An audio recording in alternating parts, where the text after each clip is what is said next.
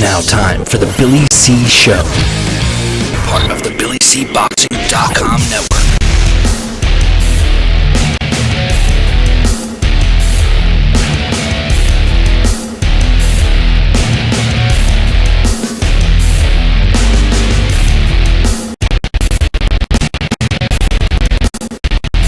And we're coming to you live from the Billy C. Studios in Lake George, New York. I'm Bill Calogero, and it's time for the Billy C. Show. Good morning, good day, good evening, whenever you're watching, whenever you're listening. I hope you're doing okay. Today's show is being brought to us in part by Sal's Neighborhood Pizzeria and Italian Restaurant, located on St. Simon's Island in Georgia. Check out the website, salsneighborhoodpizzeria.com, or give my man a call, 912-268-2328, 912-268-2328. Find out why I go all the way to St. Simon's for an authentic Italian meal. And speaking about St. Simon's, we're having a Billy C. get-together at Sal's on April 4th.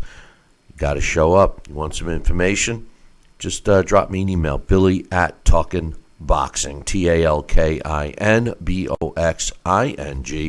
TalkinBoxing.com. Today's show is also being brought to us in part by the Title Bout Championship computer game.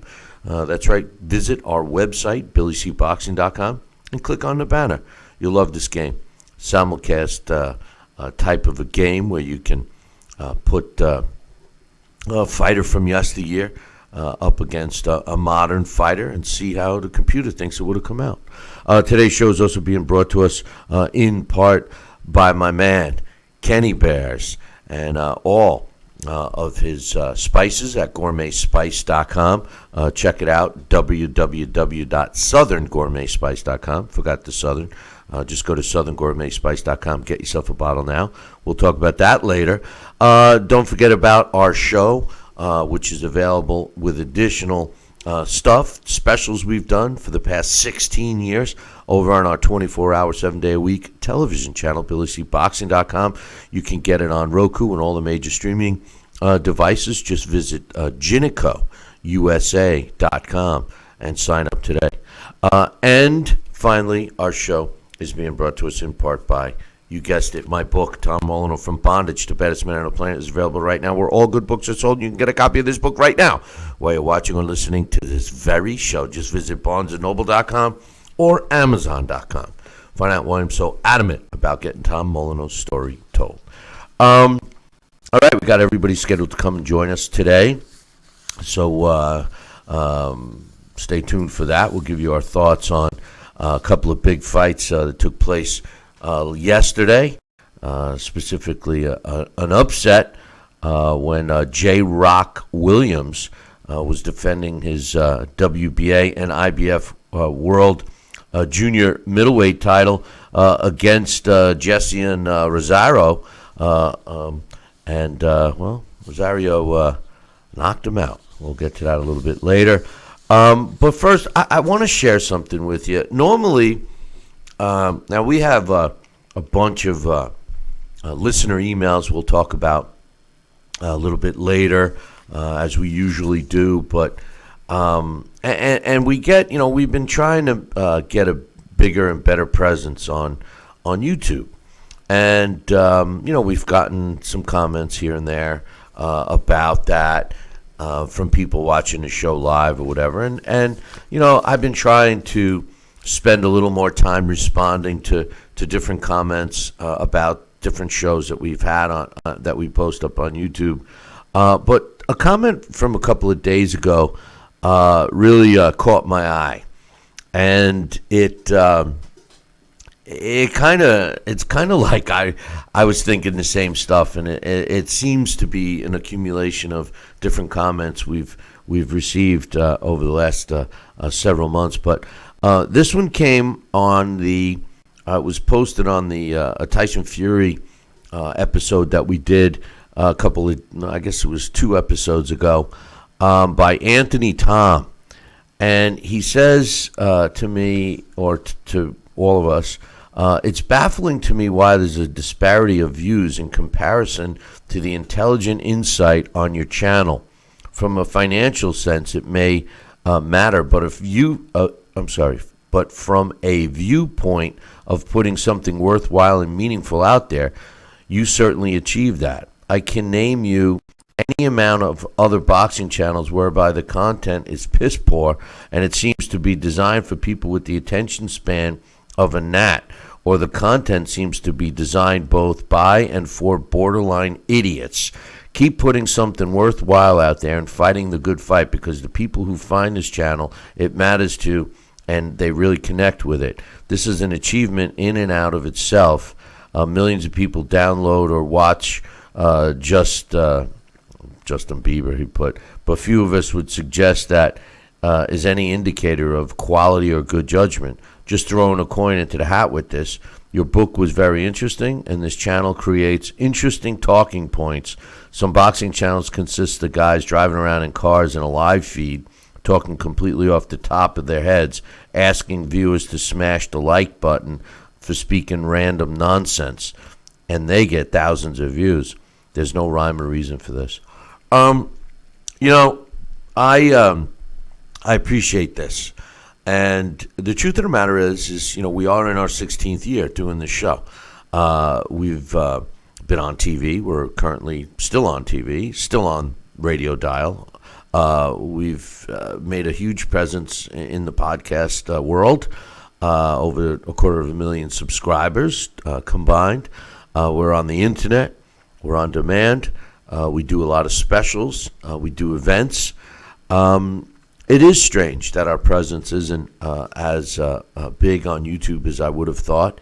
But then again, what we find, and I really appreciate the comment from Anthony, what we find is that a lot of YouTube fans that visit YouTube shows, I should say, they are shorter shows. This is, when we first started putting the show up on YouTube, people were saying, it's too long. Well, it's a show. And basically, YouTube's evolved into, I know many people that watch YouTube as their primary television, So hopefully the word will get out there. I thank Anthony for doing this. And I also would appreciate any kind of help from you guys, especially if you watch it on YouTube. Share the show with other people. Hit the like, smash the like button. Anyway, back to modern. Well, not that that's not modern, but last night in a basically a huge upset, I would think, but not all my listeners thought. Jeison Rosario stopped Julian J-Rock Williams with a TKO in at 1 minute and 30 seconds. 1 minute and 37 seconds of the fifth round to win his WBA and IBF titles, I should say, and his IBO title. Here's the deal. I thought it was a great fight. For as long as it lasted. My comments, Benji Estevez, which is usually a pretty good referee, should have stopped this fight a little sooner, at least given J-Rock a count. I thought he was in some serious trouble. He wasn't defending himself. He was staggered, seriously. I wouldn't have criticized Benji Estevez to stop this fight sooner than what he did. The fans started throwing stuff, which is starting to become too commonplace in boxing, in my opinion. But the fans started throwing stuff at the stoppage. Let me tell you something. Williams was in trouble in this fight. He was in trouble several punches prior to the stoppage when he was tossed down to the ground. He was in no hurry getting up. He didn't have his legs prior to that. Again, I was shocked that he didn't at least get an 8 count or get a look or something. He was in trouble. And generally, Estevez is much better than that. But he wasn't last night. But in any event, Rosario looked bigger, stronger, and J-Rock he didn't. After the fight, Rosario says, as soon as I stepped into the ring, I knew he couldn't hurt me. I knew that my power was affecting him right away. I came prepared. I knew before this fight that I was going to win it. I have to give him a lot of credit. I have to give my team a lot of credit. I'm sorry. He says I had a 16-week training camp and prepared, and that prepared me for this. I knew that if I made the sacrifice that I would do what I did tonight. I knew this 16 weeks ago. J-Rock was pretty cool in defeat, and this is what I always like to hear fighters say. He says, Rosario was the better man tonight. It was a great homecoming for my fans, and I'm sorry I let him down. What went wrong? I'm having a hard time with tongue twisters today. What went wrong with this fight tonight needs to and will be fixed. We're gonna go to our immediate rematch as we look forward to returning the favor. I wasn't surprised he was so good. I told everybody he's a real fighter. I have to accept this. The cut did blur my vision a little bit, but it wasn't the reason why I lost. He was the better fighter tonight. We got a rematch clause. I'll see him soon. I'm so glad I didn't hear. I don't want to make excuses, but I couldn't see out of my eye. He wasn't prepared for the fight. I think that's what he was referring to. He didn't come out and say it, but he wasn't prepared for the fight. The other thing is when you look at J-Rock, it goes back to what I say. Fighters today, and Julian Williams is no different. Fighters today are so protected in the first part of their career that they never really get in these kinds of fights where they're tested and have to learn. They only get these fights after they're a champion. And I understand about the financial gain and everything else, but the reason why fighters can't be in these tougher fights without a belt on the line is because promoters and television networks or streaming platforms don't want to take the chance, and they feel that they can't promote something that doesn't involve a titleist. And that has diluted the champions. To become a champion isn't defeat anymore, because you can, kind of position yourself for a title very easily in the sport of boxing today, as long as you have the right people behind you. It's keeping a belt that is tricky, and I think that J-Rock learned that last night. One thing I want to say, I got to give credit to where credit's due. My man Alexander dropped me an email on Thursday, and he says, hey, Billy C., I'm a big fan of the show. I wanted to talk to you about the Williams-Rosario fight. I think Rosario has a real shot. I watched his fight against Jamonte Clark back in 2018. He gave Clark, who fought to a draw recently with Seb Fedura, one of the most brutal beatings I've ever seen. On that performance alone, I think he's got a shot, even though the lanky Clark and Julian Williams are built very differently. I was impressed by Julian's win against Hurd, but before that fight, I didn't think highly of him at all. I also worry about the pressure on Williams fighting in his hometown for his first title defense. I think that hometown pressure got to Hurd when he fought Williams. Just my 2 cents. Have a great weekend. Well, I responded to Alexander on Thursday, and I said, well, I agree with you. Rosario's a good fighter. Basically, I'm paraphrasing here. Rosario's a good fighter, but I'm leaning towards Williams in a close fight. That's what I had said to Alexander. And then I gave my 2 cents to quote my man Johnston's column up on BillyCBoxing.com.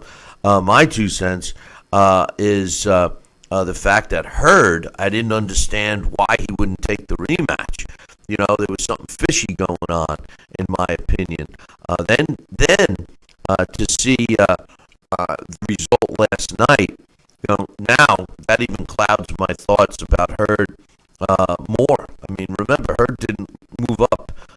We all knew that he was having trouble making 154. His next fight is back at 154, and he declined the rematch against J-Rock. Now J-Rock's going to get his rematch with Rosario. That's the way it should be. And along those lines, my man Mitch, a guy I keep trying to take some time to on the show, says also about this fight, I can't think of a word, so let's just say the 154-pound division is a cluster, and then he used a word that kind of rhymes with a duck and has an F in it. He says, on any given night, titles will change hands. Well, I took a look at the junior middleweight division as it sits right now.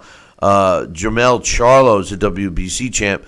Rosario just picked up the WBA and IBF titles as well as the IBO title. But like the WBA, they have a ton of titleists, including Ursulandi Lara and also Michelle Soro. The WBO has Patrick Teixeira in it. The truth of the matter is the top guys, in my opinion, in this division, Jared Hurd still has to be in the conversation. Brian Carlos Castano is a good fighter. So is Liam Smith, Jesse Vargas. Kell Brook is alive and well in this division. Tony Harrison is still somebody to look at. Jack Colkay. So there's a lot of people that are in the top 10 or 15 of the sanctioning bodies that aren't worthy of that kind of a ranking, in my opinion.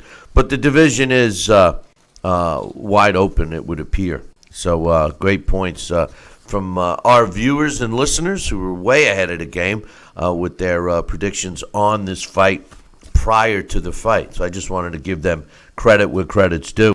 Another fight on that card. Up-and-coming fighter Chris Colbert improved to 14-0 with 5 knockouts, capturing another one of those WBA belts. Corrales out of Panama, who's lost his 4th fight of his career, he drops to 23-4. The way the judges scored it, 116-111, and 2 had it 117-110. Jezreel Corrales was a top guy at one point. He lost. Now he seems to have become a test for these up and coming, guys that want to get into the mix like he was supposed to be last night for Chris Colbert. I wasn't impressed with Colbert. It was boring. To tell you the truth, he didn't come on to the end.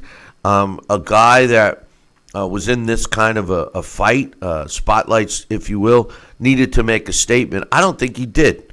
I think the jury's still out on him. Again, this is what I was just saying about J-Rock. You can't keep feeding guys easy opposition or give them a somewhat tough guy. Like, I'll admit, Corrales is a tough opponent, but he fought total cautiousness. That doesn't show us really how he's going to fare against much better opposition. Another fight last night that made some impact was Elder Alvarez took care of Michael Seals in a snooze fest until the stoppage came in the 7th round when Alvarez knocked out Seals, devastating punch. I forget who the referee was in that fight, but, he displayed what's wrong with referees. And the reason he was so terrible is he was over-refereeing. This guy was trying to get on the camera. He was disrespectful to the fighters, specifically Alvarez, in my opinion. He was pushing him around. He was warning him way too much. He just got involved with the fight too much. And he was talking kind of smack to these guys. I was kind of hoping that somebody would have punched him in his effing face, to be honest with you, because this referee he ruined the fight, in my opinion. It should be fighter A versus fighter B, and forget about the referee. I mean, the referee is supposed to do their job. In a couple of the big fights last night, I think the referees didn't. Benji Estevez, who's usually a really good referee, let the J-Rock fight go a little too far. I think J-Rock was in trouble before he got flung to the canvas and ultimately was allowed to continue, and then Estevez stopped the fight. He had never recovered from being kind of battered just prior to being tossed to the canvas against Rosario. And then I can't think of what the referee was. Making himself known. It wasn't Fighter A versus Fighter B featuring referee so and so. No. Who cares about the referee? The best referees is when I can't think of who they were, except in this case, I can't think of them because he just aggravated me throughout the fight. Terrible to see when that kind of stuff happens. At least in my opinion, the fighters should just fight and not have to fight the referee. And sometimes, that's what I see. It seems like a fighter's in there, and he's got his hand full with his opponent, and yet he's battling the referee as well. A referee is not supposed to have favorites in a fight. I'm sorry. And, sometimes, like Jack Reese is the same way. They clearly show favoritism towards one fighter, or they'll push a fighter, they'll break them apart, they'll push one fighter and push them hard and slap them around a little bit and warn them for all. I can't stand it. A referee should protect the fighters in there and make sure that they're fighting by the rules, and then if a fighter gets in trouble, it's a referee's job to be in position to stop a fight. In the two big fights last night, I feel that one of the referees was too much in the camera shot and was disrespectful to the fighters in the Alvarez fight, and then in the Rosario fight, I thought that he was clearly showing favoritism. I'm sorry. In the Alvarez fight, the referee was clearly showing favoritism towards Michael Seals and against Alvarez. And in the Rosario fight, Benji Estevez, I felt, should have stopped that fight a little sooner. Joining me right now to get his thoughts on the fights is my main man. Man, I'm stumbling all over the dictionary today. My main man, Sal Rocky Senecola. Good morning, Sal. Good morning. How you doing, Billy C? No, I'm not doing that great. I keep messing up my verbiage today. I guess 3 cups of coffee is too much. But what was your thoughts first on the Rosario upset over J. Rock Williams last night? Well, I think it was a very good fight. I just saw highlights, and I think that he was. I'll tell you, it's just it was a great upset. I mean, he had, all the tools he needed to pull off a nice win for himself, and I was very glad to see that. He, every week I become a bigger fan of different fighters, and I don't even want to get into the main event of the UFC, but it's crazy. Yeah, it was good. It was good. Did you see the round the round in which Rosario ended up stopping Julian Williams? I don't know how much of it you saw. You tell me you only saw highlights, but I thought that Williams was in some serious trouble prior to getting flung to the canvas, and then ultimately referee Benji Estevez stopped the fight. Several seconds later, I thought he was in trouble. I thought the fight should have been waved off sooner. What was your thoughts? Did you get to see that or no? Yeah, I did, and I think you were right there too. I thought the fight could have been waved off a little sooner, and he was in a lot of trouble, and he wasn't going to come back. And I think that he can only get further hurt. And the other fight that was Elder Alvarez taking on Michael Seals, it ended in a devastating knockout. Alvarez knocked out Seals at 3 minutes of the, what was it, the 7th round, I think. I thought that fight showcased a referee that was to the fighters. It aggravated me. Did you see that, or am I overreacting? No, I think you are hitting that on the head. You got some guys that are showboats out there, and it's all about them. They're third man in the ring, and they feel they may want a little more favorable exposure for whatever reason, and egos or whatever heck. But from what I saw, yeah, I thought he looked like a little hot dog. Yeah, I think that that's terrible in this sport for the referee to do that. I think the two fighters at hand deserve the focal point on them.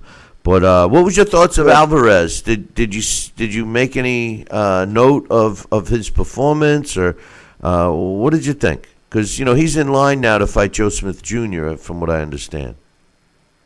Yeah, I know, and I think Joe Smith's going to have a good night with that. I think that he just looked he looked good, but he's got a little ways to go yet. Go ahead. No, go. No. What I was going to say is, they had fought once before, and I see a difference with Alvarez. I don't see the same Alvarez. I see it, although, I don't know if it's fair to say that, I can't really use Michael Seals, no disrespect to Michael Seals, but I think Joe Smith Jr. is a better fighter. They fought before, I don't see the same Alvarez. I see a Joe Smith Jr. who introduced a pretty decent jab in his last fight. Could be the difference when and if he steps in the ring again with Alvarez. What's your thoughts? Yeah, that's a good point too. Yeah, Joe Smith Jr. He looked, like that fight a couple weeks ago. He was in total control. He dominated what I thought was every round pretty much, and he totally wanted to show the world what he could do, and he did so in big fashion. But he still has room for improvement too. Move that head and throw some punches because he's willing to take a good shot, and he got hit with some good shots. Sal, you and I have talked a lot about the upcoming fight in February between Tyson Fury and your idol Deontay Wilder. They had a press conference and stuff. And, I know we're getting a lot of this. There's a lot of promotion about this fight. But Tyson Fury made quite the prediction. He's predicting that he's going to knock Wilder out in the second round of this fight.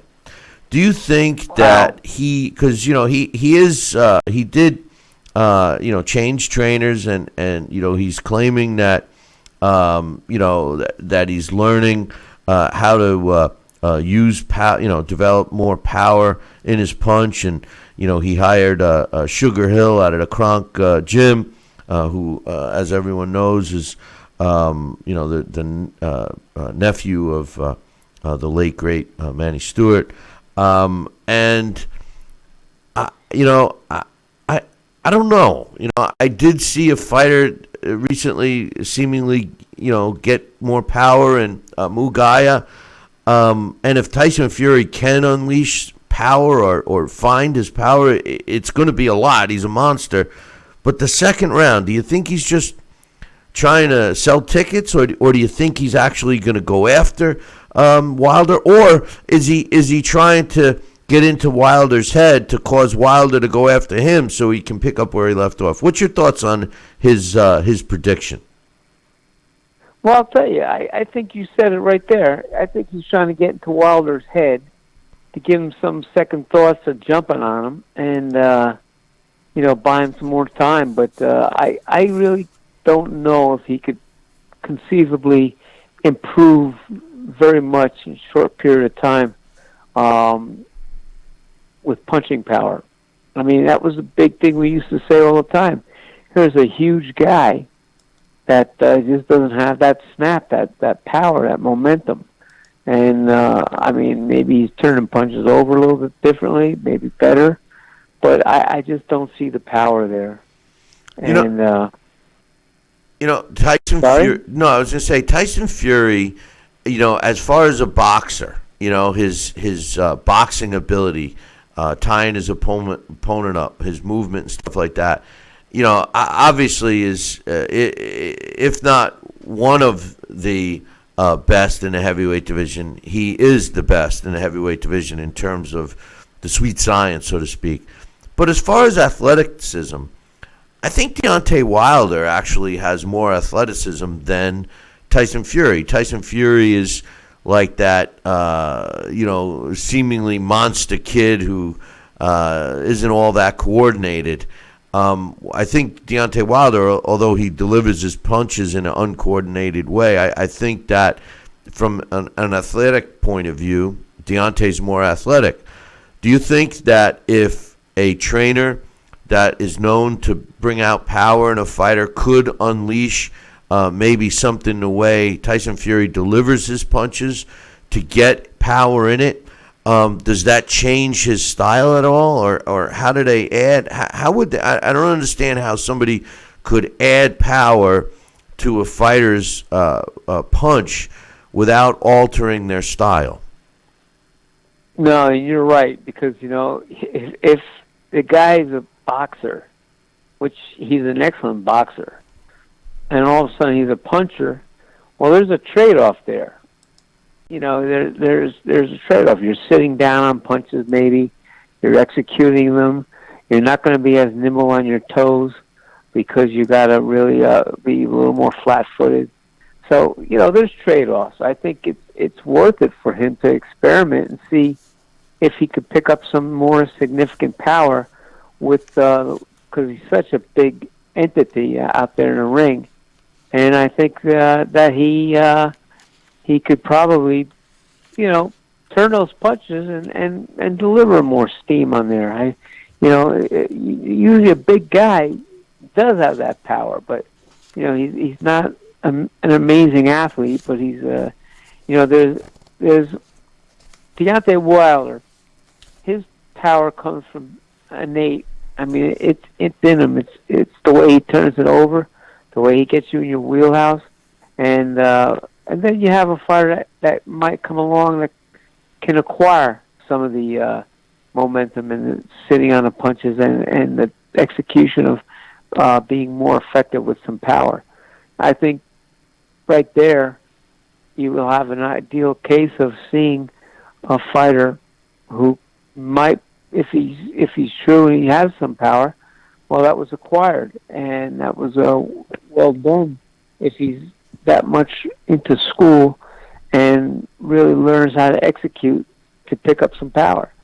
Like Deontay Wilder, that's the last thing he needs to worry about, because that's the one-trick pony that he is, where he just counts on getting you in his wheelhouse, and it's over.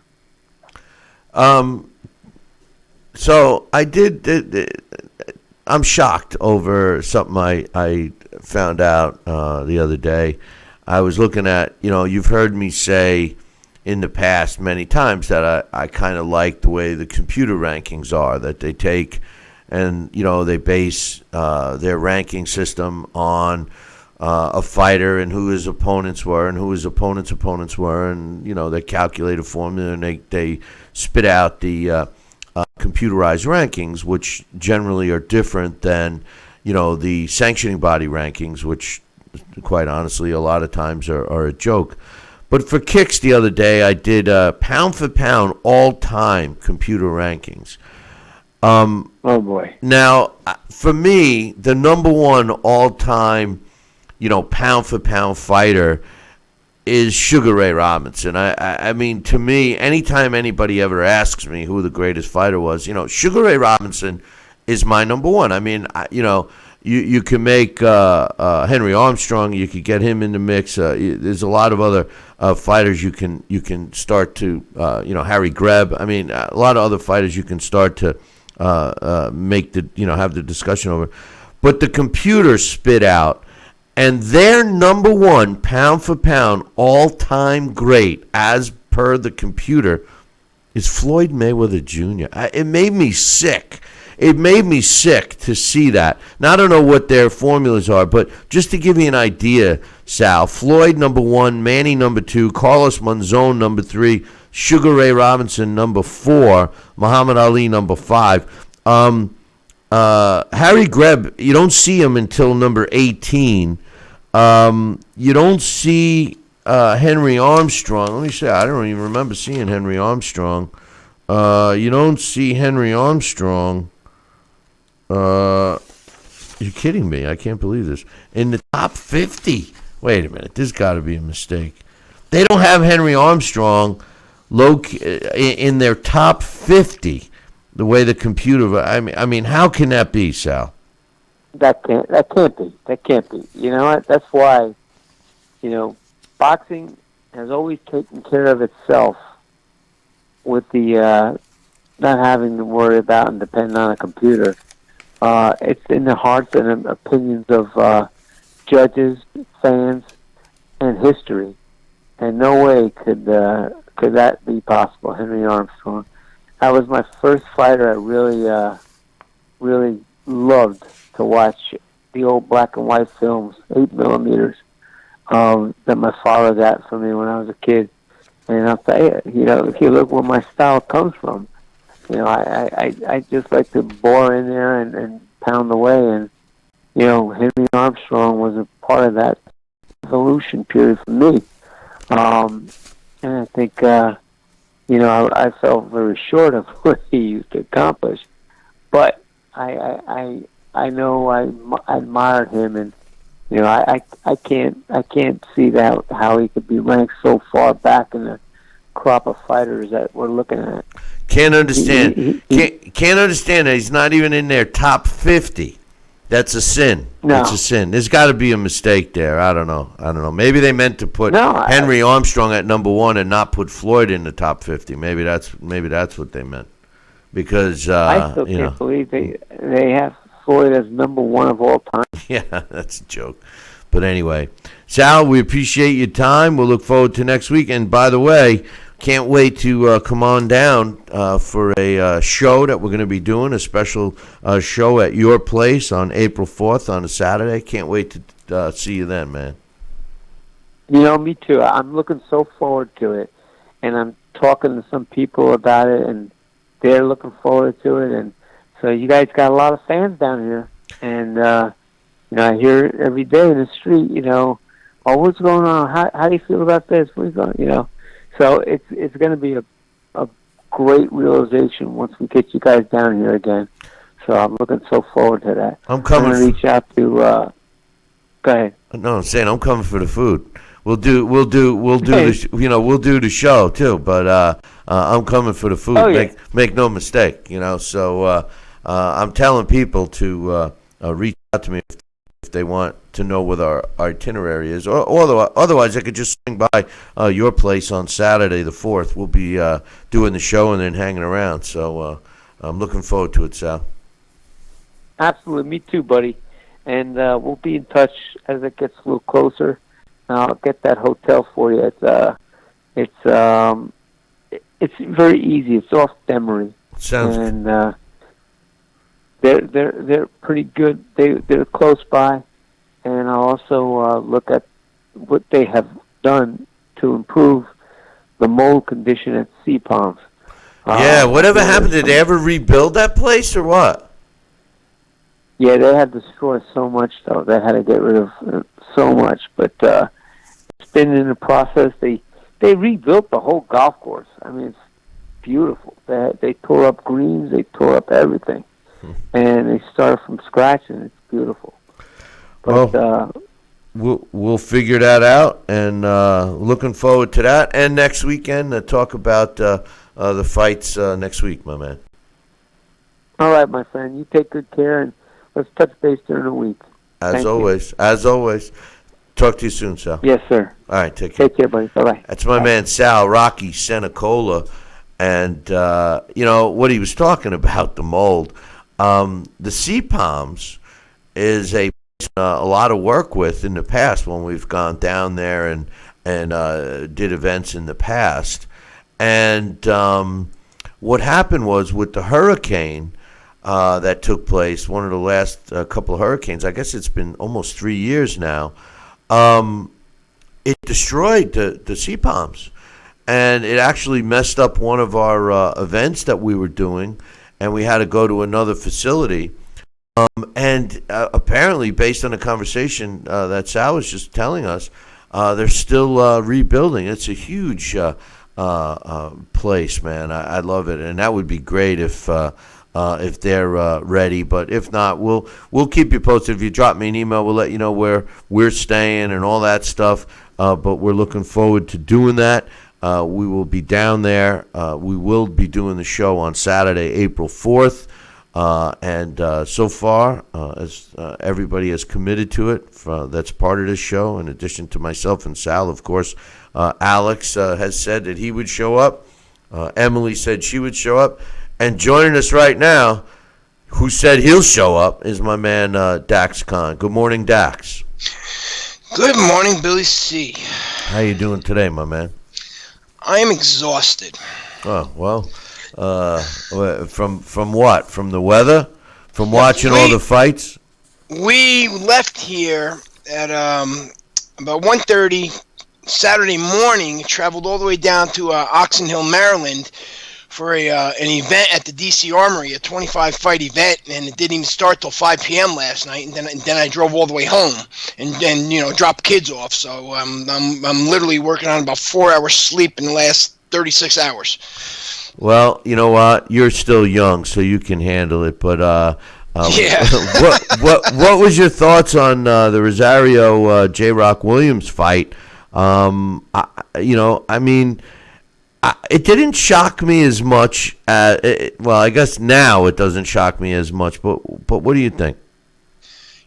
I like Williams. He's a tough fighter, and he can box, but he kind of has always reminded me of Jesse Hart, who we seen last week against Joe Smith Jr., even though Williams doesn't lack the heart that Jesse Hart, no pun intended, seemed to show against Smith. But by that, I mean Williams tends to fight below his skill level at times, when he should just go in there, be consistent, and not alter his game plan. We see that, and we get these dull performances from Williams. I think the fight against Jarrett Hurd, and no disrespect to Williams, because it was a great performance by him, but it was an example of that division. Not only Hurd, but the Charlo twins, where being a weight bully has brought success that really wasn't brought so much by their skill level in their hands, but because of that body size, and that's what happened there. Now Rosario, Bill, he's one of those fighters who doesn't look impressive on paper. He lacks any recognizable names, but like a lot of those guys from the Dominican Republic, if you sleep on them, this is what happens. We've seen it happen time and again. A couple of things. One, I really can't figure out why Jarrett Hurd didn't take the rematch, because I agree with everything you say about J-Rock. He's had up and down, basically, he's had up and down performances. Sometimes he looks good, and sometimes he looks not even ordinary. He looks below ordinary. And you could be right. It could be based on the level of his opposition. The truth of the matter is when you get a guy as hungry as Rosario appeared to have been, especially since listening to his post-fight comments about his training camp, etc., and you're taking a guy lightly, and you're loving the limelight in your hometown, etc., and then this happens. I mean, yes, J-Rock was caught with his pants down, so to speak, but I still go back to Jarrett Hurd, and I say to myself, why didn't this guy take a rematch? He was in his hometown when he lost. He might have taken Julian lightly, but why not get right back in and fight the guy like J-Rock's going to do with Rosario? It makes me wonder why Jarrett Hurd didn't take the rematch, and the fact that he's still in the same division. I thought that he was going to move up. Something doesn't seem right with that fight. I don't know. The only thing I can make sense of it is that Jarrett Hurd is looking for or hoping for a bigger fight at 160 pounds. And this fight against Santana coming up is just more or less a stay busy fight. Remember, Jarrett Hurd is in his late 20s. Same thing with Charlo. in his late 20s, maybe his early 30s. And fighters are growing still at that age, physically. As, we see, Bill, fighters, they continue to move up in weight until, their mid-30s. And so, eventually you just can't make that weight. It's just your body, no matter what. It doesn't matter how much you're eating, no matter how much training, no matter, your diet, no matter what you do, you're just not going to be able to make that weight. And that division has been full of guys like that for quite some time now. I remember the first time that I ever met Austin Trout is when he was going to fight Miguel Cotto, and that was at the press conference. And standing up close to him, you're saying to yourself, wow, this guy is a big 154-pounder. But then when you look at the other guys, the Charlos, Hurd, and so on, he looks like he's 2 divisions smaller. I agree, and that was my whole point with Hurd. I was expecting this. He looked like a heavyweight in there by fight night, and it just didn't make sense. Moving to Benji Estevez, I thought that fight could have been stopped before he even got flung to the canvas. I thought he was in serious trouble. I think Estevez he's lucky that there wasn't more damage done to J-Rock. He was nowhere to be seen when he wasn't responding back and was getting pummeled against the ropes before he fell to the canvas. What was your thoughts? I agree. It could have been stopped a lot sooner. Again, it has to do with my opinion in the fact that Rosario is not known over here. He's not, known at all. Down in Dominican Republic, he has a pretty decent following, I'm sure. But Estevez is probably saying to himself, Williams is going to, come back. He's going to bounce out of this. He's just maybe underestimated this kid, and he's waiting. Not that does Julian Williams any favors, because, as you stated, you wait a little bit too long. One punch too long in this sport, we know what can happen. So, no, that was bad on Benji Estevez's part, most definitely. But usually Benji Estevez does a good job inside the ring, so I hate to be too critical on him. But, I just keep thinking, Jaime Muniga. Is it like there's like an influx, Bill, of these unknown fighters who come around and all of a sudden they upset the apple cart, and they have this raw talent, this raw power that just needs molded, and all of a sudden they can actually become like elite fighters. And who knows, maybe that can be the case here with Rosario. But the reason why I brought up Mugaya again is that it kind of reminds me of how Mugaya came in and just steamrolled Saddam Ali. That fight could have been stopped a whole lot sooner than what it was. You're 100% right. Let me comment on a couple of things. You're 100% right about the possibility of Benji Estevez, wondering who his guy is. But you know what? To be honest with you, a referee shouldn't be an analyst. A referee should be going into a fight and looking at both fighters as combatant A and B. That's it. And his job is supposed to be protect them, make sure they follow the rules, etc., etc. He shouldn't have any pre-opinion going in. I know it's hard. And to answer the other question, the reason why the Mugayas and the Rosarios come in and seemingly flying under the radar, let's face it, a lot of these young fighters, and we talk about this all the time, a lot of these young fighters that don't get the financial backing early on, they have a much tougher road to get to a position to get a shot.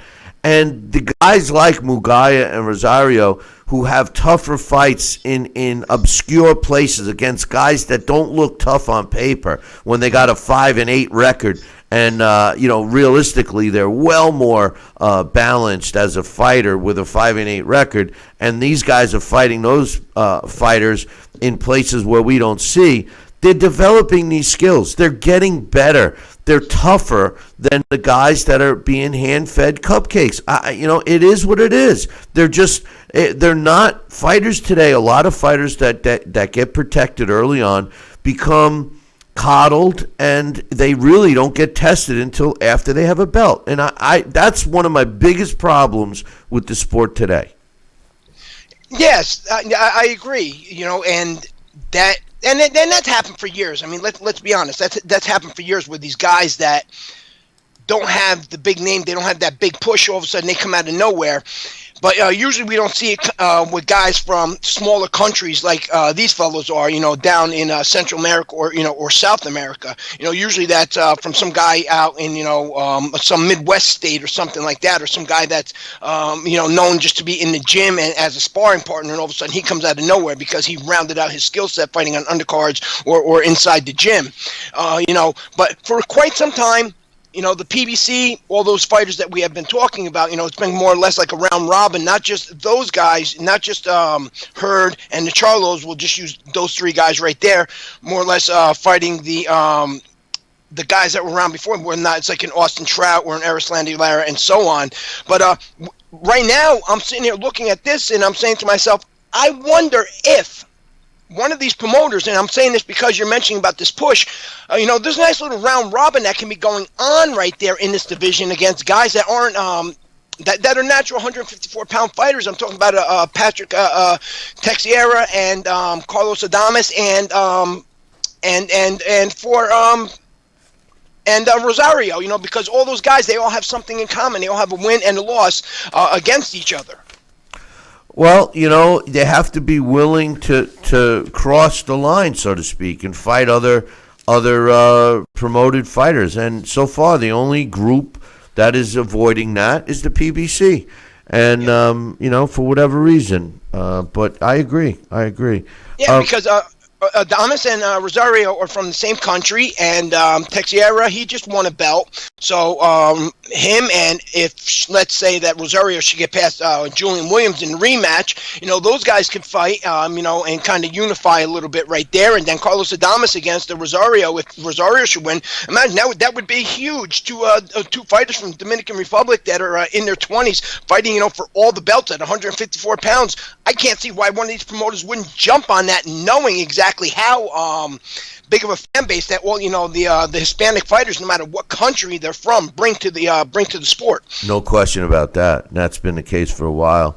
Elder Alvarez knocked out Michael Seals last night. It was 3 minutes of the seventh round. That didn't really surprise me. I had two observations in that fight. One, I didn't think Alvarez looked that great. Michael Seals, I know he was talking a big talk, but, never was in there with a guy like Alvarez. I thought Alvarez did not look as sharp as I had expected. I know that he's been out for a little bit. And then the other thing is that referee was atrocious. I mean, this was a guy that was playing favoritism, was trying to get in the camera shot much too much. I can't remember the guy's name, but he was a terrible referee. In the two big fights last night, and Estevez, like you said, I agree with you. He's generally a really good referee. I think he had an off night last night, and the referee in the Alvarez Seals fight should never be allowed to ref again. It reminded me of a Jack Reese smacking the opponent around, and it was terrible. Am I being too critical? Did you watch it? No, I've never liked Danny Schiavone. Schiavone, right? That guy. Right. Sometimes there's just one of those people that their face just annoys you, and he's one of those guys, and he seems to have an attitude in all the fights that he referees. He's just. He comes in there and more or less, you say, he bullies the fighters. He spends too much time wanting to let them know that he's in charge. Yes. Just go in there and do your job, and you know what? They'll know who's in charge. Ron Lipton never comes in there and bullies the guys and says, I'm in charge. And Ron Lipton's a hell of a better referee than Danny Schiavone is. Well, that's the point. These guys go in, they're trying to get the camera on them. He's in there. He was breaking them up. Both of them had an arm free, and he was still getting in there, breaking it up, exercising his power. You're 100% right. It was driving me up a wall. I was wishing that one of the fighters would cold cock him. I really, it was just, you know what? It's disrespectful to the fighters. And I don't think there's any place in the sport of boxing for a referee that feels that he's got limelight on him. Fighter A versus Fighter B featuring referee so-and-so. No, that's not what we say. Generally, the best thing to do is not remember who the referee is because most of the time they did a good job. Yeah, Schiavone never really gets those big assignments, and you know why? Because of reasons like this. Exactly. I mean, I could definitely see that. Hey, I got one question here for you before we let you go. It was announced that Adam Kownacki is fighting Robert Helenas on March 7th. Another couple of PBC fighters, or at least Kownacki is. What happened to Kownacki against Chris Arreola? What did I miss? It seems like it's just another PBC fighter, either ducking a big fight or maybe an injury pullout. Obviously, that fight, the cancellation of that fight flew under the radar for me. What's the skinny on that? Do you know? Kownacki, he's managed to get himself into a top 10 ranking, and going and fighting Chris Arreola would be a step back. Their first fight was exciting, but Chris Arreola has been past his best for quite some time. As a matter of fact, when Kownacki faced Arreola the first time, I believe Arreola, I think he broke the CompuBox record for the most punches ever thrown by a heavyweight, but the guy we were just talking about, Danny Schiavone, he was the referee there. So maybe Danny Schiavone's just a little busy, and that's why they couldn't have this fight come off. I have no idea, but in all honesty, this doesn't benefit Adam Kownacki at all. So I don't see why the fight would happen. Well, against Helenas or against Arreola? Arreola. Well, Arreola had just come off of a big win. I forget who he beat, and he was getting another shot. And Kownacki, they were both at the Canelo Danny Jacobs fight, and in Vegas, and that's when they first were actually being kind of. He wasn't coming off a big win. Okay, he had beat the guy from Haiti, Pierre Augustin, I think his last name is, and he was coming off a huge win himself there, wasn't he? Humberto Soto. So, I mean, name two fights that Humberto Soto's ever been in a heavyweight. Humberto Soto? Exactly. There's my point. Exactly. So, he wasn't coming off a big win at all. So, I don't know where you got that from. That Arreola was coming off a big win. If anything, Arreola was more or less just being a recycled opponent to make Kownacki look good. And if anything, Arreola, because he threw so many punches, Kownacki didn't look as good as he was supposed to that night. Yeah, well, and that could be another reason why the rematch isn't happening, Bill, as Kownacki's name starts to become talked about more in this the top 10, and he builds a fan base. The last thing he needs is to look bad against an well past it Chris Arreola, who's always been an exciting fighter. I've always been a big fan of his, but he is well past it. And for a guy to get off over 1,000 punches on somebody who's a rising prospect and building a fan base, that's not really good for PR. Yeah, well, I guess you're right, because Chris Arreola. His last fight was actually against Kownacki, so I don't know why he was trying to get a rematch.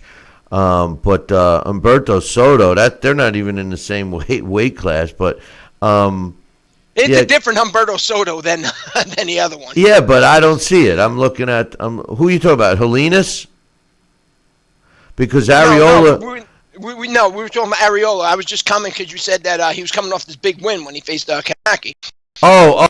When he fought, yeah, no, that's right. Jean-Pierre Augustin was the fighter, but yeah, I don't know why I thought that he deserved a rematch. I guess my mind is starting to fail me, my man. But April 4th, Sal's place. You're going to finally taste the food. Any thoughts? Whenever we all get together, we have a good time, and whoever's with us, the fans and that, they have a good time. So I'm looking forward to it. Definitely, it's going to be, as you stated, it's going to be Sal, you, Alex, myself, Emily Horney, and whoever else just happens to stop by. For people that are listening, anytime there's ever been an event at Sal's, you'd be surprised who, just comes rolling in there, whether or not it's a former heavyweight champion or a former middleweight champion or a Hall of Fame promoter. So whoever, gets a chance to come down there when this event happens, I wouldn't miss it if I was as a boxing fan. I'm going to be there, so of course I'm not going to miss it. But, as a boxing fan, that's definitely the type of event you want to go to. Also, what makes those type of events down in Sal's great is, the interaction. So, I'm looking forward to it definitely, and I hope, a lot of people show up. It's going to be a good time. I hope we can get Ray Mercer to stop by. But anyway, Dax, go get some sleep, and we'll talk next week, my man. All right, everybody, enjoy your day. That's Dax Kine. You can check him out up on the website, www.billycboxing.com. He is a big contributor up there.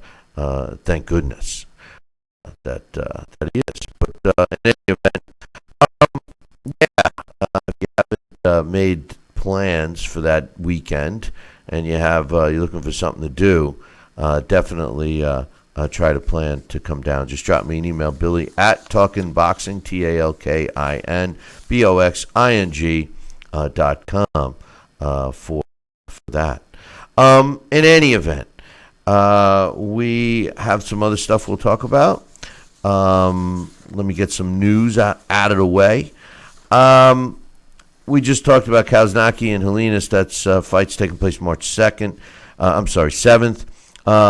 Kali Yafafi will be defending his WBA super flyweight title against Chocolito Gonzalez February 29th in Texas on DAZN. Interesting to see how Chocolito looks in that. Roman Gonzalez, a fighter that was at the top pound for pound. Lost a couple of fights. He's fought his way back. He's 48-2, and Yafi is a good young fighter. So it's going to be an interesting fight for sure. Luke Keeler is going to be taking on Demetrius Andrade. This fight's in a couple of weeks. As a matter of fact, it's on. It'll be on DAZN. It's a Thursday night, January 30th. Will be in the UK. Anyway, Keeler, who's got a record of 17 wins, 2 losses, 1 draw, only 5 of his wins coming by knockout, says that Demetrius Andrade is basically sadly mistaken if he thinks he's going to beat Keeler. And he says, and I quote, "He's really talking himself up. I don't know if he believes it or if he's a bit deluded. But he hasn't produced it yet in the ring. He hasn't fought anyone elite. I think he's going to overlook me, and I think that that deluded. He believes he's one of the greatest, and he just has to turn up to win. That's going to count against him. I'm taking that belt with both hands." When I look at the record of Keeler, talk about being delusional. I have to lean towards Keeler. I mean, when I look at Keeler, I see a guy that's ranked number 28 in the world at middleweight. He's 5'10.5". Both of his losses came to Tom Duran, and Tom Duran, when he fought him the last time, when he got stopped in the second round, was 16-0. No disrespect to Duran, but he's no world beater. His biggest wins, really, Luis Arias, in his last professional fight, he won a 10-round decision against Arias.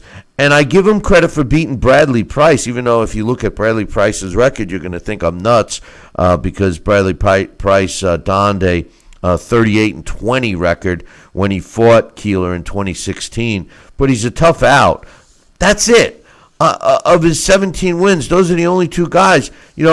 Say what you want about Demetrius Andrade, because he's not exactly an exciting fighter, but he's ranked number 7 as a middleweight, even though he's only been in the middleweight division for a couple of fights. He's a southpaw, 6'1". He's 31 years old. He's undefeated, 28 wins, with 17 of his wins coming by knockout. He's got the win against Saluki in his last fight. Saluki's a tough fighter, only had lost once prior to that. won his world title, the middleweight world title against Walter Kendukawa, and Kendukawa was an undefeated fighter. But prior to that, wins over Brian Rose, Winnie Nelson, Jack Colkay. All of these are in the lower weight class, of course, but still, somewhat names. Vanis Martirosyan, Twinkle Fingers, Freddie Hernandez. Grady Brewer. He's got Saul Duran. He's got some wins. Yes, not against world beaters, but he does have some decent wins.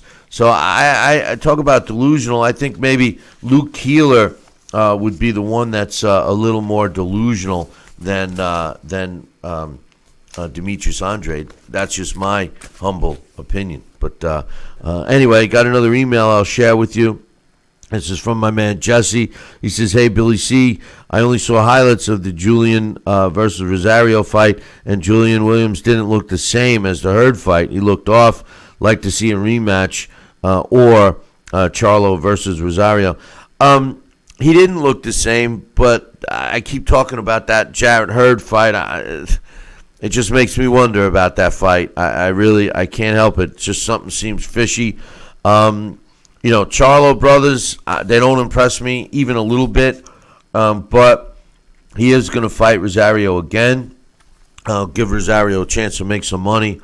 There is a rematch clause in that fight. Shohajan Ergashov, he says, your thoughts on his skills, his knockout over Estrella with a body shot. Listen, it wasn't just a knockout. I mean, a picture-perfect body shot. He's a junior welterweight. Took him 92 seconds to take care of Estrella. Adrian Estrella was 29-3 going into the fight. Ergashov improves to 18-0. I think that he's a fighter to keep an eye on.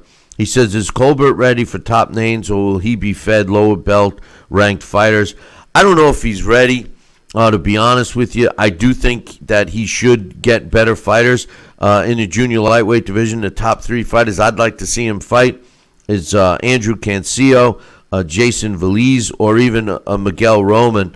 But I do think that he needs to step it up a little bit. I didn't think he was that impressive in a very boring fight the other day. So that's just my thoughts there.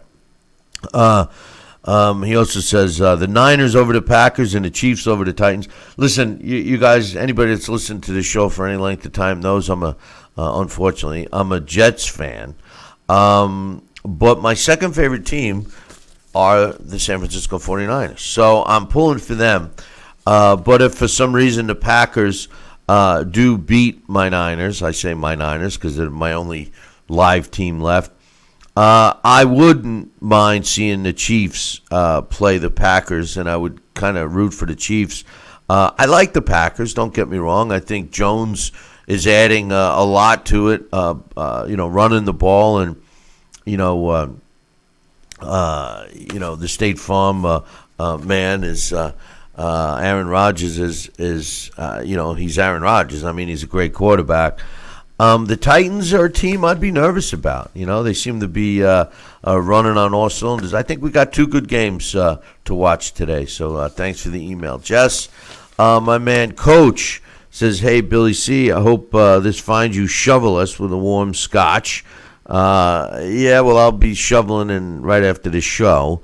And it's a little too early for scotch, but I had plenty last night. He says, did you catch the Ergashov fight? Hidden out in Iowa.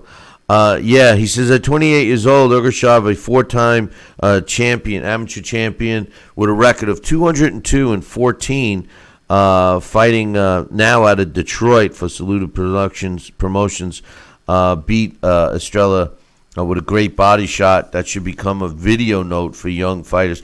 I agree with Coach. It was picture perfect. And that's the way body work should be done. Check it out. It is on YouTube. And he says, Alvarez versus Joe Smith Jr. Should be a good fight. What's your thoughts? I like Joe Smith in the rematch. I definitely do. Joe Smith showed me something with the development of a jab. It looks like he's, if he can utilize that against Alvarez. Alvarez is a great fighter. There's no question. But Jones, but Smith Jr. Has seemingly improved, in my opinion. So, yes, I'm looking forward to that fight for sure. He says, P.S., let's please hope no one falls for the fake Mayweather versus McGregor, too. They're already talking about that, and, it makes me sick to even think that, a fight like that would come off. Because we know it not only can, but most likely will. And that's what bothers me about Mayweather.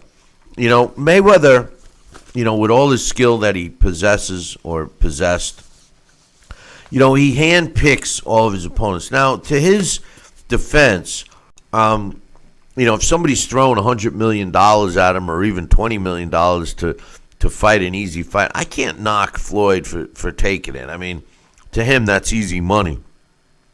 But my concern is for the fans that actually think that McGregor has a chance. McGregor is just a big mouth. That's all he is. He's not going to be able to box Floyd Mayweather. It's not happening. No matter how hard they try to make you think that he's improved his game and everything else, it's not happening at all. So I just don't get it. Why the fan base would fall for that. But speaking of falling for it, listen, you hear me talk about the Southern Gourmet Spice and all their spices. They got Kenny Bear's Barbecue Rub. They have 2 new ones out now. They're all-purpose seasoned salt. And, of course, what's fastly become my favorite is the blackened seasoning. It's got a kick to it. I love it. You can't make food too spicy for me. So get yourself a bottle of the 2 new ones, and definitely don't forget Kenny Bear's Barbecue Rub. It tastes great on everything. Just visit southerngourmetspice.com, southerngourmetspice.com, and demand the Billy C discount. But anyway, I like to plug that as much as I can. But in any event, it looks like we got Alex oversleeping today, or maybe even having some issues with his system because of the weather. I know they can't handle the weather like we can up here in the North Country when we get snow. It is what it is. But in any event, I thought it was kind of funny that Tyson Fury is predicting the second round knockout over Deontay Wilder. His quote was, Deontay knows he was rocked 3 or 4 times in our last fight, and I didn't have the gas to finish him. This time I can turn that screwdriver until he's gone. He says, Wilder will be going to sleep in 2 rounds. I keep having the same dream about round 2. I'm playing poker, and I get dealt the number 2 card. He's getting knocked out in round 2. I'm 100% sure. He says, I'm looking for the knockout. That's why I hired Sugar Hill. He gets you to sit down on that big right hand. That's what I'm looking for. There's the game plan. If I wasn't looking for a knockout, I would have sharpened up what I did in the last fight. I'm not coming for that. I'm looking for my 21st knockout. Is he? Is he really? Or is he trying to play a mind game with Deontay? Let's be real. No offense, but Deontay's not the sharpest tool in the shed. He does get jacked up easily. Is this Tyson Fury's way of kind of controlling Deontay Wilder to come out and attack him just like he did in the first fight? Is that Tyson Fury's best bet to fight the same fight again? I don't know. Deontay Wilder says, that's what he believes in his heart. That's what he believes. I always teach people when I speak. I say, speak it, believe it, receive it. I hope he's not being paid to speak in front of people because he can't really speak too well. But anyway, he says, but the magic of it all is the belief. It's the belief. And though he's saying it, I don't feel that in his energy that he really believes that he's going to do that. If anything, I feel he's nervous. He's scared because of what happened in the first fight, and I understand that. This is boxing, and sometimes fighters have to put up this front like it's all good, nothing gets them going or nothing hurts them, or we're always acting tough and stuff because of our sport. He says, but I'm a realist. He knows what happened. When you get knocked out like that and you don't know how you got there or how you got up, it was the grace of God. That bothers you. That not only affects you, but it affects your environment. It affects your family as well because they know you're going to get in there again with this monster. He's referring to himself. And you know what he's capable of doing. He says, it's not an act. It's something I do every time out. I knock guys out. Every guy I've faced, I've put him down. And it won't be any different this time around either. He says, I'm going to do exactly what I said I was going to do. I'm going to knock him out. I'm the lion. I'm the king of the jungle. I'm going to rip his head off his body. Yeah. You know, I don't know. I don't know what to think of Deontay Wilder. I feel bad for him in a sense because he hasn't been promoted correctly. I've seen an article recently that said that he saved boxing single-handedly. I don't know, man. I don't think that he's anything more than a one-trick pony. I've said it time and time again. He's got power in his right hand. That's it. He's got no footwork. He demonstrated he could use a jab. In his first fight against Bermane Stiverne. We haven't seen it since. He had trouble with 105-year-old Ortiz, both fights, but he knocked him out in both fights. Clearly lost the Tyson Fury fight. The only people that really believe that he won that fight is himself, and even the judges that got paid off to make that a draw, they don't believe it. Nobody that watched that fight can honestly believe that Deontay Wilder beat Tyson Fury in the first fight despite dropping Fury twice. There's no way. But I do believe that Deontay Wilder has a better chance of winning against Tyson Fury in the rematch. And the reason why is I think he's going to do exactly what he says he's going to do. He's going to attack Tyson Fury. He's going to go for the kill a lot sooner. He does not believe that Tyson Fury can hurt him, and I'm not so sure he can either. So we'll see. We'll see. It's a fight that clearly is worthwhile to watch. I mean, I can't wait for it, to tell you the truth. But that's that. The other thing I wanted to mention about heavyweight talk is Anthony Joshua. He's getting ready for his next fight. They're going to announce it, but it's going to be against Pulov. Dillian White, who seems to be the guy that Deontay Wilder is, avoiding at all costs. He made an interesting comment recently. He said that the Andy Ruiz fights has changed Anthony Joshua forever. That his aggressive style, going for the knockouts, is gone. And that he feels that the style we're going to get from AJ from here on in is exactly what we saw in the Ruiz rematch. He cites fighters like Lennox Lewis and Vladimir Klitschko doing the same thing after their first losses. My question is that a terrible thing? I mean, Anthony Joshua is going to have the knockout power. He's not losing that.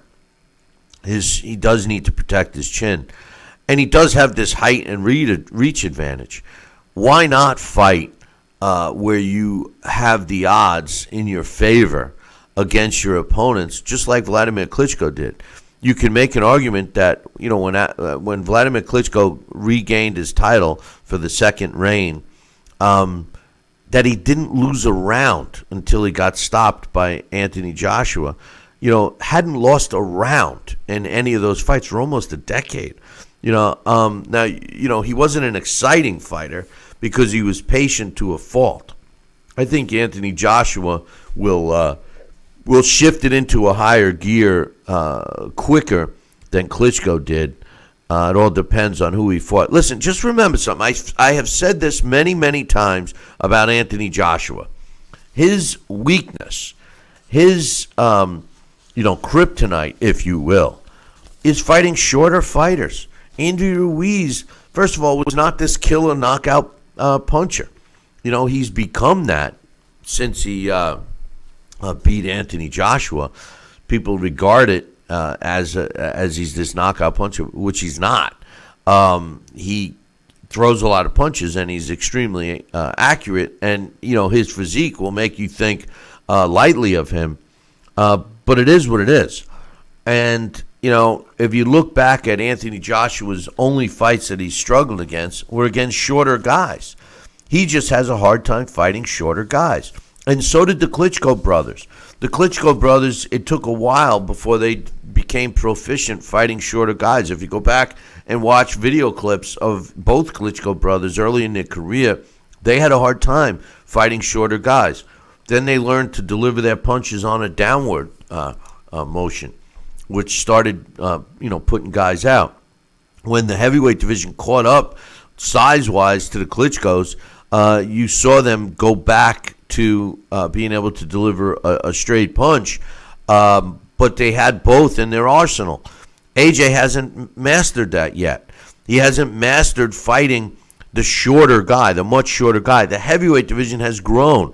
We have guys 6'4", 6'5", 6'6" in the heavyweight division right now. So when you stick a guy that's 6'1" or 6'2", or even shorter against an AJ, he has trouble. Should he have trouble? No, he shouldn't, but he does.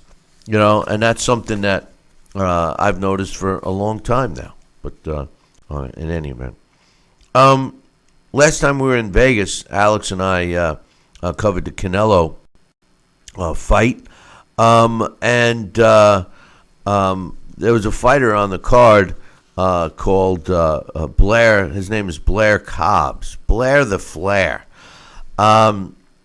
Interesting guy. Was kind of funny. But there's a lot of fanfare about him. Some people like him, and some people don't.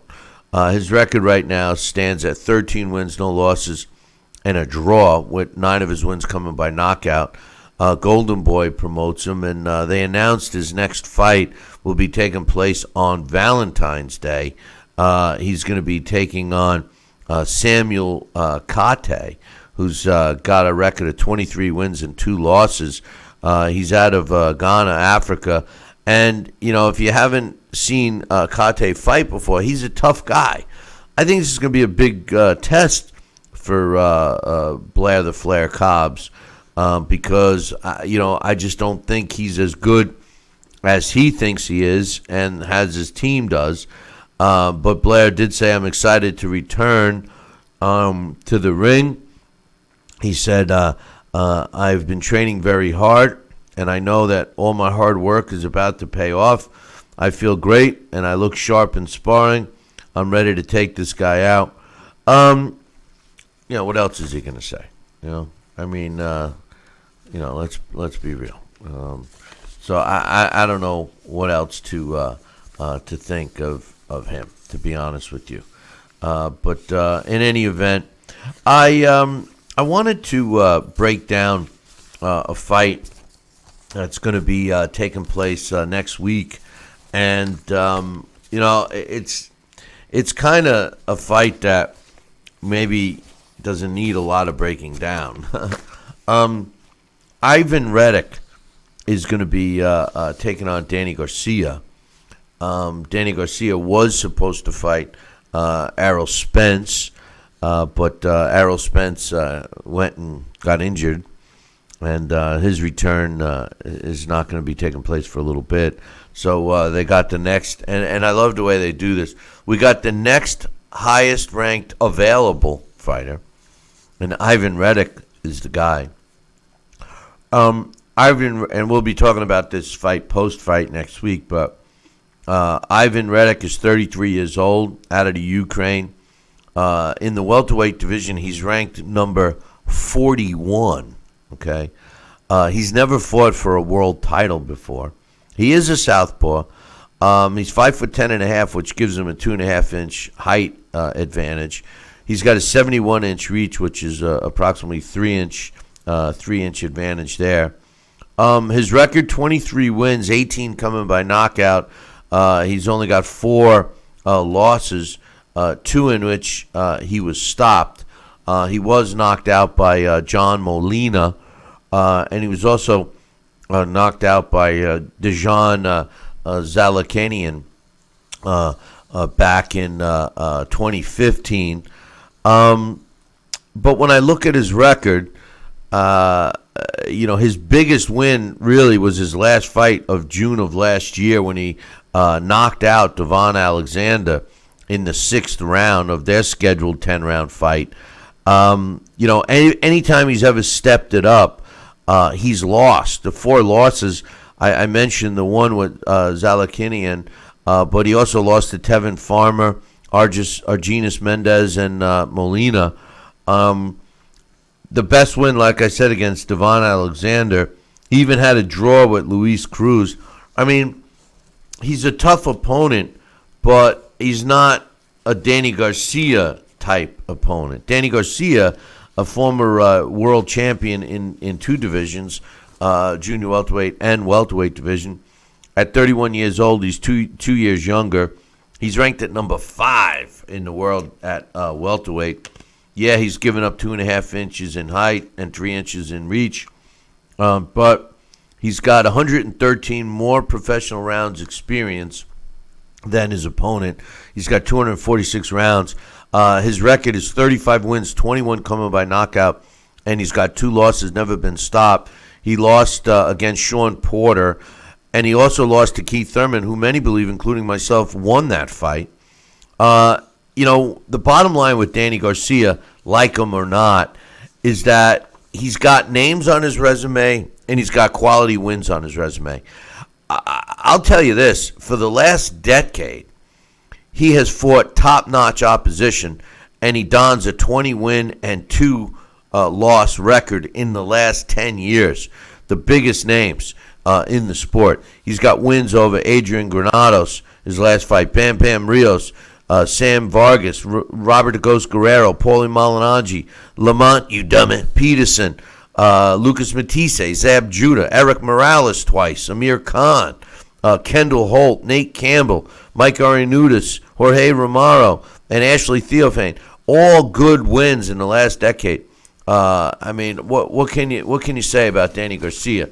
Quite honestly, his father really didn't even want him to continue fighting, but he wants to. And, he was calling out, all the big names last night. Wants Pacquiao, wants Errol Spence. Everybody seems to want Pacquiao now, it seems. I don't know. It's kind of crazy. But in any event, we'll see what happens. My official prediction is Danny Garcia is not going to have any trouble in this fight at all. I mean, no disrespect to Reddick, but Ivan hasn't faced the opposition that he's going to face against Danny Garcia. And if you want to compare his losses with some of those fighters, to say it's like a Danny Garcia, well, he didn't come out on top against any fighter he's ever stepped up his level of opposition against. Danny Garcia, you could make a strong case for him being, obviously one of the top fighters in the welterweight division. As a matter of fact, in the computer rankings, which you guys heard me be critical of this morning, I thought I had the welterweight. I thought I had the welterweight top fighters, but I guess I did the middleweights and I could have sworn I did welters too, but all time pound for pound, it just gets me who they got at number 1. Current pound for pound, Saul Canelo Alvarez, number 1. Terrence Crawford, number 2. Triple G, number 3. Errol Spence, number 4. Vasily Lomachenko, number 5. Don't understand that. I mean, I have no problem with Alvarez and Crawford up at the top, but I feel Lomachenko needs to be up there too. No disrespect to Triple G or Errol Spence, but Errol Spence hasn't fought the level of opposition that the rest of the guys have. Interesting thing, with the current pound for pound, they actually have Deontay Wilder at number 11. When I look at the all-time great heavyweights, he's not even on the list. In the top 50, he's not on the list. But I'll tell you, two guys that are still fighting today. Tyson Fury is at number 31, and Anthony Joshua is at number 34. Interesting there. Number 1 is Muhammad Ali, by the way. But when you look at the current heavyweight, rankings, Deontay's number 2. Usyk is number 3. How does Usyk get in there at number 3? I don't know. But we'll see what happens there. Middleweight, currently Canelo, number 1, Triple G, number 2, Chris Eubank Jr. at number 3, Jermall Charlo at number 4, and Mugaya at number 5. Charlo is so overrated. I can't believe that he gets these rankings, but I could have sworn Chris Eubank moved up in weight too. But maybe I'm mistaken. But in any event, that was that. But yeah, so we do have this event going on at Sal's on April 4th. Basically, we're going to be doing a show.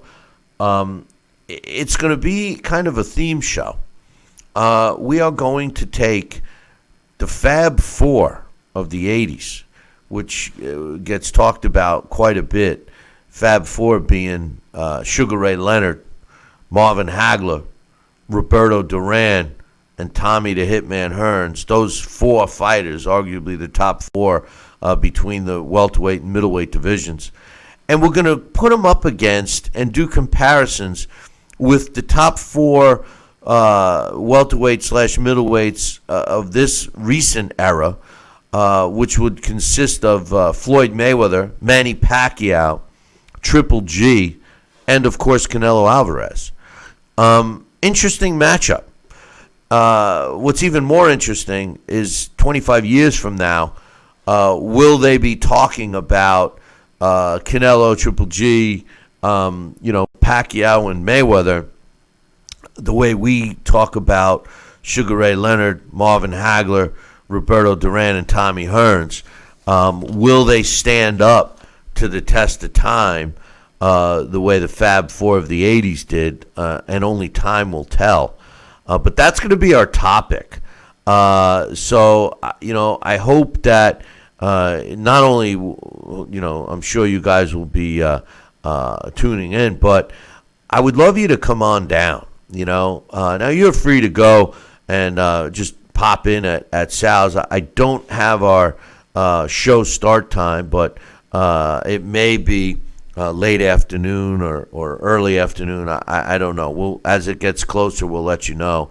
But we will be there Saturday, April 4th, to do the show, and we'll be hanging out pretty much all day at Sal's to talk with you guys, the fans, or just eat all the Sal's food. I mean, we will be getting in that Friday night, but and we will be at the restaurant at some point.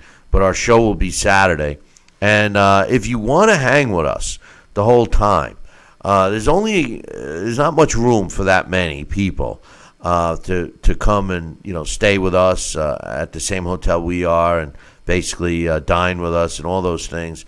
Drop me an email, Billy@TalkinBoxing. That's TalkinBoxing.com, and I'll give you all the skinny on what it's going to take to do that. Or you could just show up at Sal's on April 4th and hang out, because it's always fun at Sal's. Let me tell you. What's really fun is if we can we did a bunch of revisited events on St. Simon's and got some great people to come in. What's really fun sometimes isn't so much the fight fans that show up at these events, because we get some great fight fans that show up. Coaches been down there before, and a lot of other listeners have made the way to Sal's and hang with us. But to me, one of the best and most fun things is when you get a regular person, and I say regular, just someone that's dining, at the restaurant and happens to, see us there, and then they get involved with it. It's pretty cool to see that. And, it's good to hear. Generally, we get a lot of, I used to be into boxing, or, a woman might say, my dad was into it. And we start talking about, boxing from years ago. And it's always fun. So if you can make your way down there April 4th, that would be great. If not, then, hey, just make sure you tune in. But anyway, speaking of tuning in, joining us right now, the beautiful Emily Harney. Good morning, Emily. Good morning. How's it going? Oh, it's going. I got to go shovel here in a few minutes, but I did that last night. After I I watched 3 fights, and one fight ended quick enough that I was able to get out there. So. Well, you're better than I. I procrastinated till this morning, so hopefully it's a little warmer. But let's talk about some of those fights from last night. First and foremost, the Rosario fight. I wasn't that shocked in that fight. What was your thoughts? Yeah, I wasn't either. I mean, I kind of thought that's the way that it was going to go. I think, if you listen on who they want and, what they think is going to happen. But I think from what we know and, watching both fighters kind of come up, I think we knew that Rosario was going to have the upper hand going in there.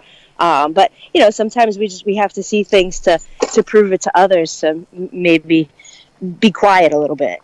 I can't help, and it's not fair to me to keep bringing his name up. I did it all day today, and I've been doing it last week pretty much. But, it makes me really wonder about the Jarrett Hurd fight. Julian, I kind of looked at him as, okay, this is maybe he's finally going to show some consistency. He obviously didn't last night, losing. But it really makes me wonder why the heck Jarrett Hurd didn't take the rematch when he was looking unstoppable prior to that fight. He kind of faced a similar situation, fighting in front of his hometown, et cetera, et cetera. When he announced his comeback, I was totally accepting the fact if he moved up in weight, but he didn't. And now I wonder even more, why didn't he take the rematch with this guy? Yeah, I wonder that too, because, he would have had a perfect opportunity to sit himself in a great position, maybe even a better position now, especially if J-Rock had come out the way that he did last night. Did maybe J-Rock underestimate Rosario and think, it's my hometown, I'll be able to do this no matter what? But, was he overconfident? I don't know, but I think it was, something that Hurd's got to kind of look at and go, I wonder if, and then again, maybe not. Maybe he thought, it wasn't worth taking the rematch and that there were bigger fish to fry. But I think this would have, if things had gone into Hurd's hands in this fashion, it would set him in a different way than what he's set up for now. So I don't know. I wonder sometimes why guys don't take the rematch when it's offered, and they see something like this happen. Do they have second thoughts and go, shoulda, woulda, coulda? Well, the problem I have, though, Emily, is that, okay, J-Rock had the rematch clause. And remember, Hurd had the rematch clause. It was he who said no, all right? No. He was the champ, right? And Rosario had the rematch clause in his contract, and J-Rock immediately says, I'm going to exercise it, I want him. So that makes me say, okay, well, at least J-Rock has the attitude that he wants to win back that title, that, he feels, disrespected. It wasn't, he gave full credit to Rosario last night. And again, I say to Jarrett Hurd, if it's like what you said, he feels he had bigger fish to fry, maybe make some more money, That's not the kind of attitude I want in a fighter. I want a fighter basically chomping at the bit to get back in and get his second chance at a guy. It just makes me wonder if somebody's advising him for the wrong reasons. That's all. Well, it's say that because I was talking to somebody this weekend about a different fighter, and I'm losing you. Very similar. You got me? Am I here? Yeah, now I am. Now you are. I mean, yeah, I was losing you there for a second. What were you saying? I guess you got me? Yeah, I got you, but I'm getting all kinds of weird stuff. But what happens when you're in Salem?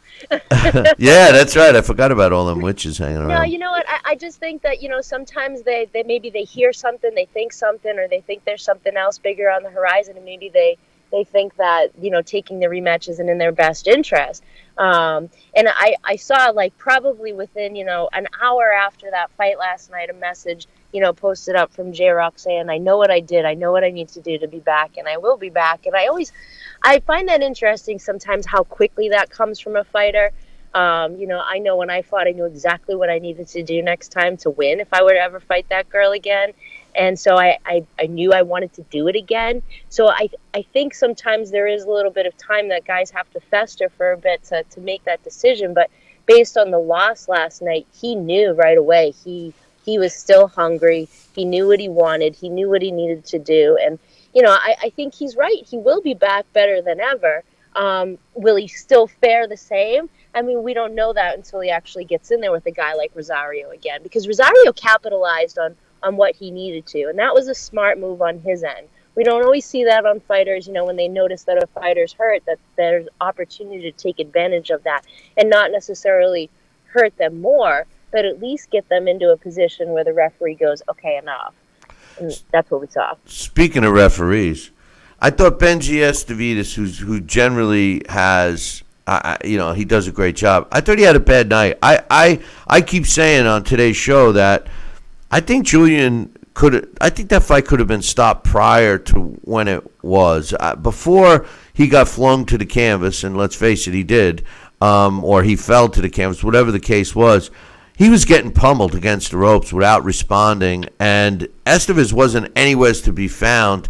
I think he dropped the ball a little bit. I think that fight could have been stopped sooner.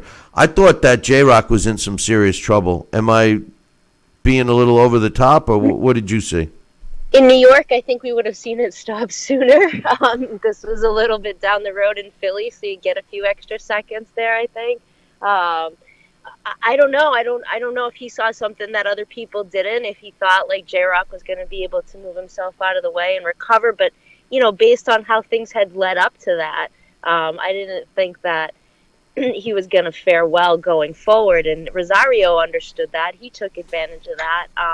And sometimes, a referee is slow off the cuff, but maybe he saw something in the eyes that we didn't. And those are the two things I look at, are eyes and legs. And if those two things are not, coherent and focused, or at least solid and movable, we got a problem. Well, his legs were jelly. And yeah, they were jelly for a bit. he was against the ropes, and Esteves wasn't close enough to see his eyes. I don't know.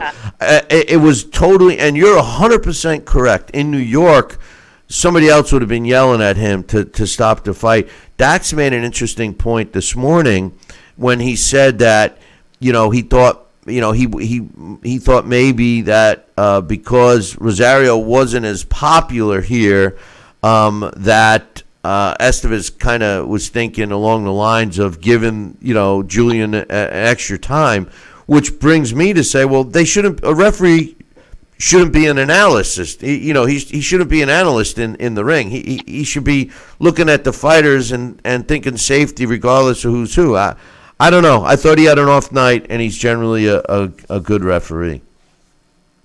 So it happens when you leave the state of New York. You give yourself an extra few seconds for your fighters. And, that's the tough part to be in as a referee. You do watch these guys fight, whether you ref them or you're just watching the fight, whether it be there live or at home. And when you see an experienced fighter, sometimes I think we all, we look at certain fighters and know certain situations that they should be able to get themselves out of.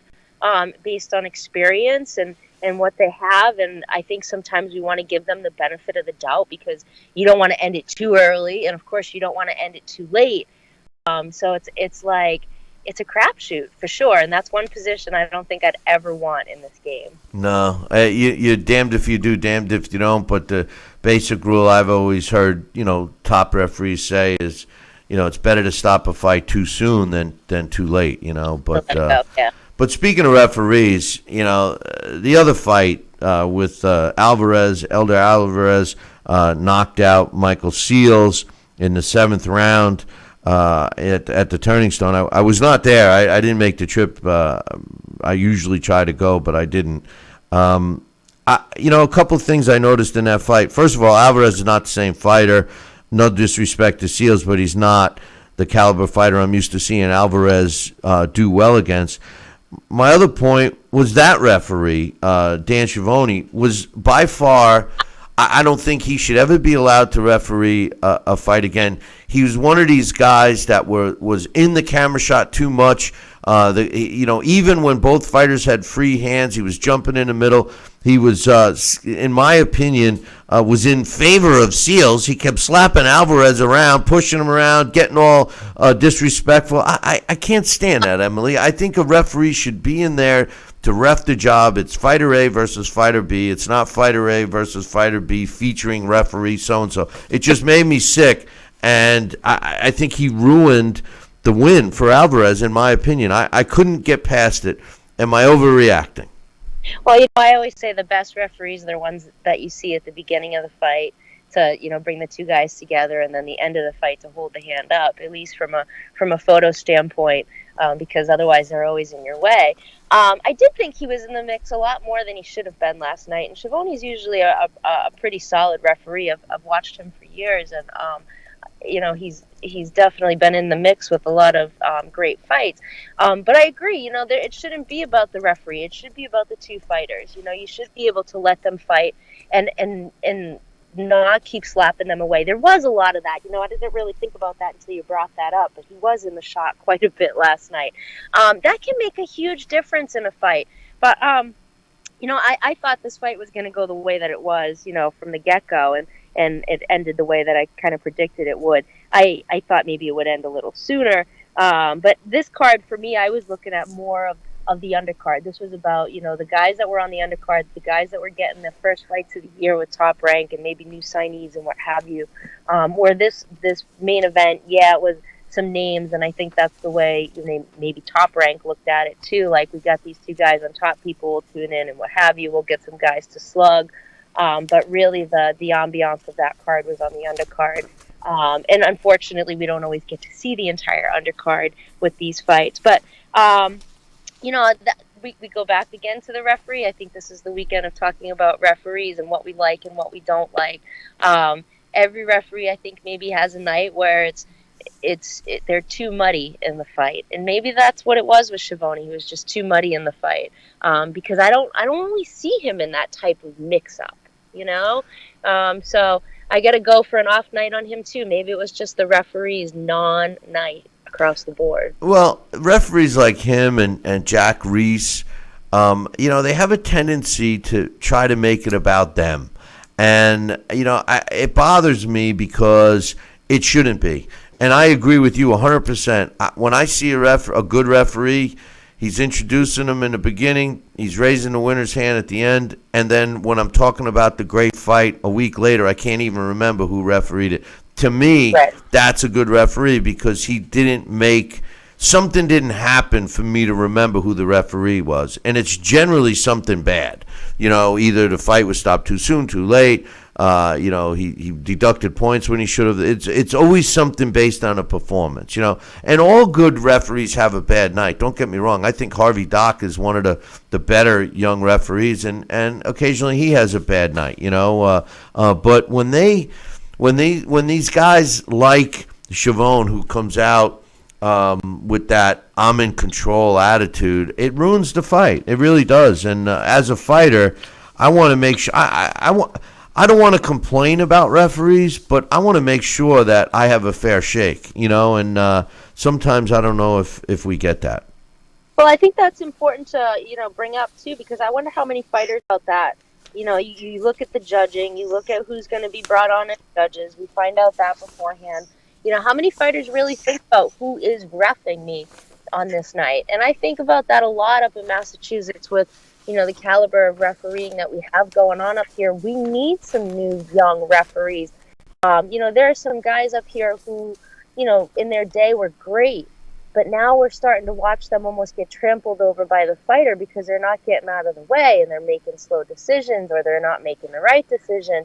And so that's something fighters really need to start to consider is, who is reffing you? Who's coming up for referees? Who's being trained as referees? And how does that fare for you as the fighter? I often wonder, do they actually think, prior to getting in there, who's going to be that third person in the ring with me? If you're in the main event or you're the co-feature and you're in a big TV fight, and a couple days before that, you might even know weeks before that.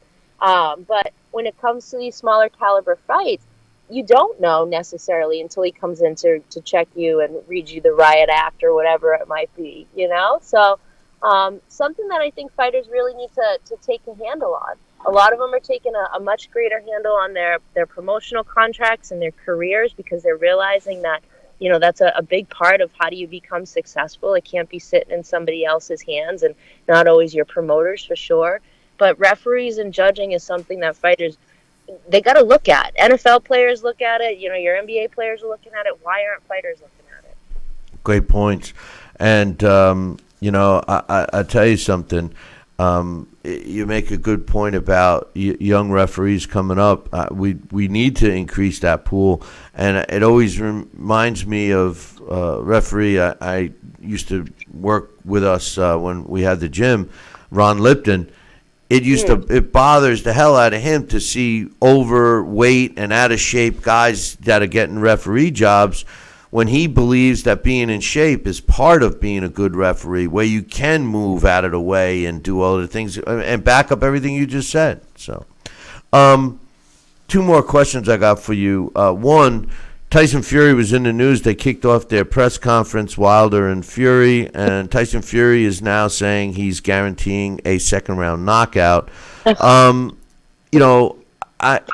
don't know. He's saying Sugar Hill is helping him with his power. That's the one knock I've had on Tyson Fury since he's come out, that for a guy his size really doesn't possess the knockout power you would expect. Do you believe that Sugar Hill could bring that out? I mean, we witnessed Mugaya, show that he's got a jab and he's faster, and he changed when I laughed. I said that he's not going to be able to, and he did. Is this possible for Tyson Fury to actually unleash or at least find a way of putting more power behind his punches? I mean, anything's possible, right? And after that press conference and some of the things that he commented on, I guess a lot of things are possible. But I wouldn't go betting the house on that. I think, it's great to have a goal and a want, but you're also facing a guy who's looking for that knockout as well. And both of you are smart fighters.